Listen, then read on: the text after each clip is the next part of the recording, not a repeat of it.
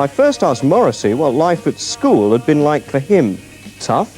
Yes, it was quite tough because I went to a very threadbare school, a very a school which it ultimately got some global attention for being the most brutal school in the country, capital punishment. You virtually didn't have to do a thing to be persistently whipped. Did you get beaten?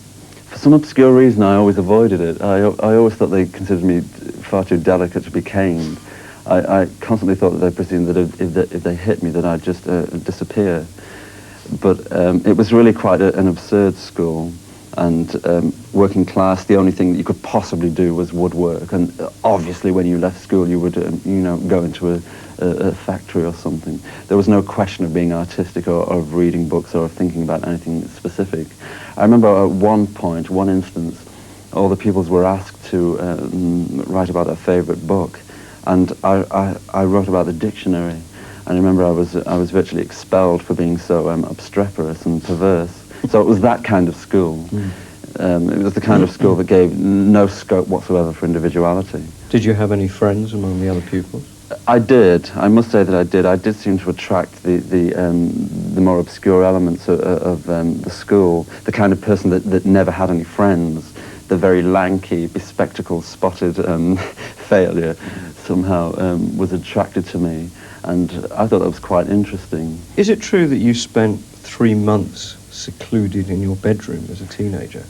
Much more than that, I'm sure, but I do distinctly remember one period where I hardly ever left the room for a 3-month period. What were you doing in there? Well, that's a good question. I used to write furiously, and I was just really nailed to the typewriter, and I was swimming in paper and all kind of introspective things like that. I wasn't exactly your average teenager. Did you want to stay there? The alternatives weren't very glamorous. If I left the room, I'd probably end up at some obscure pub or wandering about the park, which was always quite dangerous. I really had no options. I mean, I was living the kind of life. I was unemployed for a very long time and I had no money. I was living a life to a large degree that I didn't choose, being financially absurdly embarrassed. So it really seemed to me that I would never ever settle for second best in life. That if I couldn't have exactly what I wanted, then I would have absolutely nothing. Because to me, nothing always seemed more important to me than a false something or something that I didn't really want. So therefore I stayed in. I did nothing. I just wrote, and I was determined that if I couldn't have exactly what I wanted, then I would disappear into the woodwork. Because most teenagers become obsessed with sex. Mm-hmm. Did you go through that period? No, I never did. I think I brushed quite close when I was 19 and 20, but previous to that period I didn't give it a great deal of thought, and it wasn't really something that I really needed to think about, because in my life it didn't really exist. I was aware that certain things should have occurred and certain things should interest me, and I was aware of teenagers around me frolicking about and being incredibly inconsequential and free-thinking, which I never was. You regret not sowing your wild oats, etc. Yes, I do. I do regret that.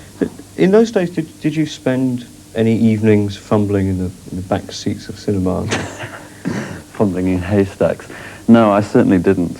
Whenever I went to cinemas, I always raced for the front seat, I'm afraid. I was that boring. You say in other interviews that you're now celibate. Mm. Is that true? Yes, I'm afraid so. I don't have a certificate, but I can only say that I am. Was your celibacy then prompted by a bad experience? I've had very few experiences, but they have been bad, yes, and they were a very long time ago. And it's not something that I would like to repeated, but this gets incredibly delicate and icy, and it becomes almost difficult to talk about. But yes, I would say that it was. I did lose the very idea that any communion between two people could possibly be enjoyable. I did lose that particular thread, and I did become enormously depressed to the point where I believed that any kind of relationship was almost impossible. But you once said that being a sex symbol was the best thing to be. But that was at a time when I thought that it could possibly never happen. And to a small degree it has happened. I So mean, do you consider yourself a sex symbol? well, other people do seem to, so therefore in a way I suppose I must be. I mean, it's not something that we decide for ourselves. We don't say, yes, I'm going to be a sex symbol, and I will appeal to lots of people in an immensely sexual way. That's not something that we decide. Other people decide it, and to some degree they have. I mean, I get letters saying, Morrissey, you're incredibly sexy, and of course I throw them away. You throw them away? No, I frame them. What do you do with them? Oh, I keep them all. I reply to them and take their phone numbers, etc. No, I don't. You're being slightly flippant. Yes, I'm being unnecessarily flippant. How contrived is your public image? It's not in the least bit contrived, but when you fall into the public eye, it seems to me that regardless of what you do or what you wear or what you say, it is construed as an image. I mean, you can wear no clothes at all and that will be seen as an image. So it's really quite inescapable, the whole thing. So there's no answer to that. One comes under the searchlights, the scorching searchlights, and everything that you do is an image. Yes, I mean, walking around with foliage coming out your back pocket could be construed as being an image, could it not? Possibly, yes. Why do you do that? I can see that. For quite delicate reasons, severe interest I had in nature and being close to nature, which is something that Oscar Wilde felt, and I always thought was quite passionate and quite amusing. The idea of constantly carrying flowers, or of being simply immersed in leaves. I quite liked that. It was quite poetic. I think a lot of people would say that your image is sort of rather wet, really. They do. Some people do. I would say that more people don't. I think that people see me as being quite delicate, which in the world of popular music and rock and roll, if you like, is anathema. It is the worst thing to be delicate and not to be this big macho whatever. So therefore, since flowers and any kind of nature is just connected with total whimpery, to some degree I fall into that bracket. But I think I have other things that help me scramble out of the pit. Like what? Well, the words that I write, which is principally why I'm here. I mean, I'm not here to dissect insects or do anything like that. I'm here principally because I write. Well, one of the lyrics, some of the lyrics you've written in Heaven Knows I'm Miserable Now. Why do I spend my time talking to people I'd rather kick in the eye? Who would you like to kick in the eye?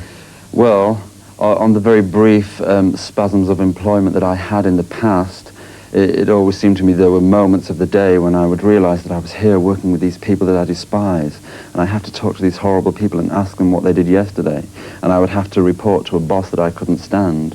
And when you're in that position, which was the absolute basis of Heaven Knows I'm Miserable Now, you realize that you're actually spending your entire life living with people that you do not like, and doing something that you do not like, which is incredibly distressing. So that was the basis of that song.